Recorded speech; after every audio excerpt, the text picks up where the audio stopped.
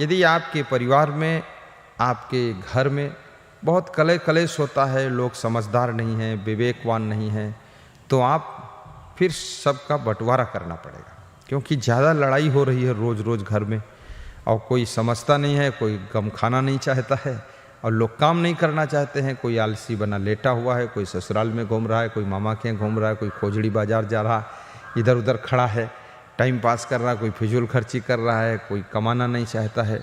तो ऐसी स्थिति में परिवार में गरीबी आ जाएगी, और वो गरीबी, वो कंगाली सबको दुखद हो जाएगी। तो उसमें फिर बंटवारा करिए। जो लोग ज़्यादा उत्पात खुराफात मचा रखे हैं, मनमानी करते हैं, उनको अलग करते जाइए। पहली बात तो सब हिस्सा को कायदे से समझ लीजिए, कितनी प्रॉपर्टी है, कितनी ज़मीन है, और बंटवारा भी करिए तो ऐसे ढंग से करिए, क्योंकि बंटवारा के बाद भी कलेश झगड़ा ख़त्म नहीं होता अगर बंटवारा सही ढंग से नहीं हुआ। बंटवारा में सबको रास्ता मिलना चाहिए, और सबको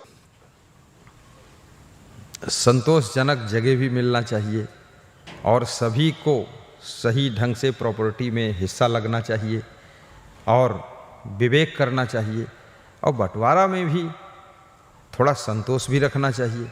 अब इतना एक एक फिट का और एक एक पैसे का तो नहीं संभव हो पाएगा, लेकिन समझना चाहिए। जिसे बड़ा भाई है, उसकी उम्र 50 साल है, अब 50 साल उम्र है, वो 15 साल से उस घर में मेहनत शुरू किया है, उसको मेहनत करते करते 35-40 साल हो गए हैं। अब छोटा भाई है, उसकी उम्र 20 साल है, सबसे छोटा जो है, अब इसने अभी मेहनत शुरू भी नहीं किया है।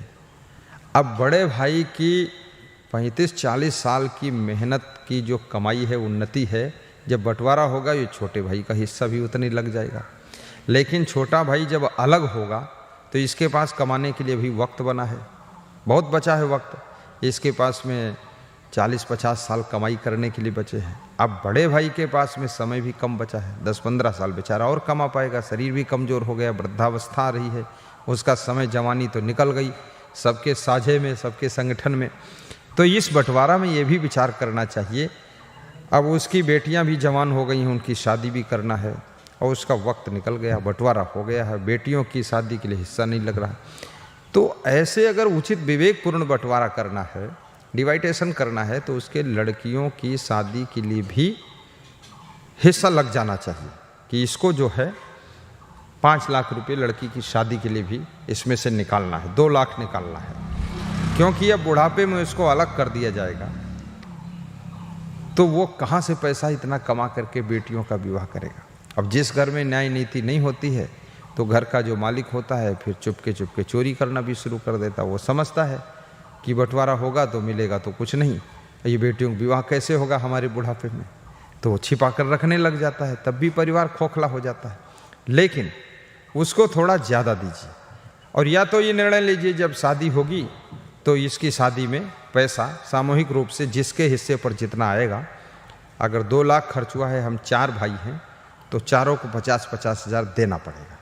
लेकिन कई लोग इस वादे से मुकर भी जाते हैं, नहीं देंगे तो क्या करोगे, फिर विवाद होगा। अब शादी तो बेटी की करनी है, इसलिए बड़े भाई को थोड़ा नगद राशि में से कुछ ज़्यादा देना पड़ेगा, क्योंकि अब उसके पास समय कमाने के लिए बचा नहीं, ताकि वो अपनी बेटियों का विवाह भी कर सके। और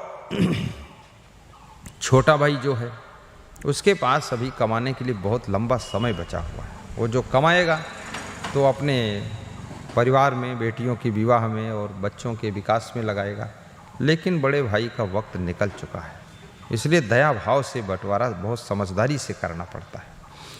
और मकान का भी बंटवारा इसी तरह से है। यदि आप सर्विस करते हैं, आपका बड़ा भाई सर्विस नहीं करता है, वो खेती बाड़ी करता है, तो निश्चित है आपको 1 लाख 1.5 लाख महीना वेतन मिल रहा है, तो आप तो नया मकान बना लोगे 2 साल में। लेकिन आपका बड़ा भाई ज़्यादा से ज़्यादा मुश्किल से साल में 1 लाख बचा पाता है, तो मकान बना ही नहीं पाएगा, दैनिक खर्चों में खर्च हो तो कबाड़े में खड़ा रहेगा। तो मकान अगर बना हुआ है पुराना, तो बड़े भाई के हिस्से में कर दीजिए, या बड़ा भाई अगर सर्विस में है तो उस मकान को मंझले भाई के हिस्से में कर दो, जिसके पास और कोई आर्थिक स्रोत नहीं है। तो आपस में लड़ाई झगड़ा नहीं होगा, विवाद नहीं होगा।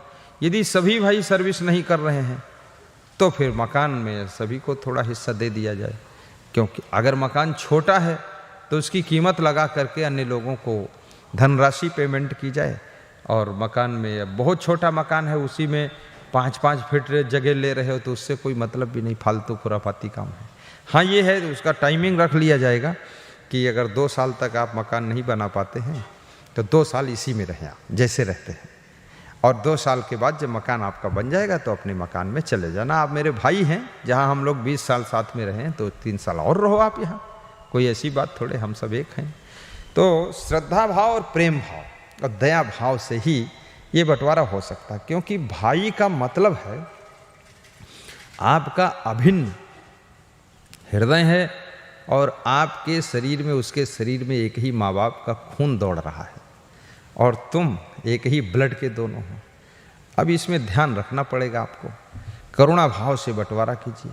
और कई बार ऐसा भी हो जाता, बंटवारा करने के बाद में 2 भाई ज़्यादा पिछड़ जाते हैं, ज़्यादा गरीबी आ जाती है, उनके पास बुद्धि नहीं है, उतना विवेक नहीं है, उतना योग्य नहीं है, बेचारे कुछ कर नहीं पाते हैं, खेती बाड़ी में भी गलत डिसीजन लेकर काम करते, उसमें नुकसान होता है, भैंस वैंस पालते वो भी मर जाती, भाग्य साथ नहीं देते, तो उनको ज़्यादा कंगाली आ जाती है। अब यदि आप बुद्धिमान हैं, भाइयों में बंटवारा हो गया है, तो भी अपने भाई का ख्याल रखना चाहिए। उसको पैसे मत दीजिए, आप पैसे नहीं देना चाहिए। पैसे दोगे, अगर उसकी आदत ठीक नहीं है तो दारू पी डालेगा। उसका घर बनवाने में मदद कर दो, उसकी बेटी की विवाह में मदद कर दो, बस ये 2 काम। वो बीमार हो जाए तो उसका ट्रीटमेंट कराने में मदद कर दो। अब क्या करोगे, उसके पास बुद्धि नहीं है और विवेक नहीं है, इतना भाग्य भी उसका ठीक नहीं है, बेचारा गरीबी में फंस गया जाकर के, आखिर है तो आपका भाई है। तो दया भाव से उसको फिर सपोर्ट कर लीजिए, हंसी न उड़ाइए, अरे तुम बर्बाद हो गए हो, देखो हम उन्नति कर गए हो, तुम्हारे कुछ नहीं, कौड़ी कंगाल मेरा भाई। नहीं नहीं, समाज के लोग, रिश्तेदार के लोग आपके भाई की कमजोरी से भी आपको भी हंसेंगे कि देखो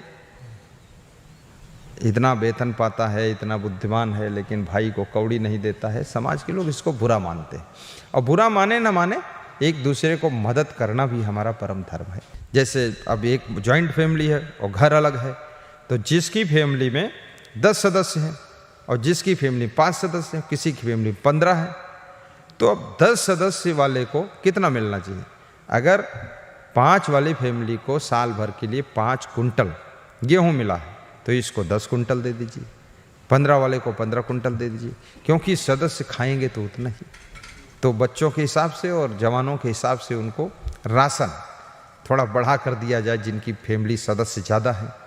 और मेहमान, अब जब घर अलग अलग हो गया तो मेहमान भी अलग अलग अपने अपने खास व्यक्ति के यहाँ ही जाएगा, तो वहाँ रहेगा, उसका सेवा सत्कार वो करेंगे, और उसको चाहे खिचड़ी खिलावें, चाहे खीर खिलावें, चाहे कचौड़ी खिलावें, लेकिन खुश रहेंगे। और मेहमान को भी झिकझिक खत्म हो गई, और सभी का मकान ठीक ठाक करा दीजिए।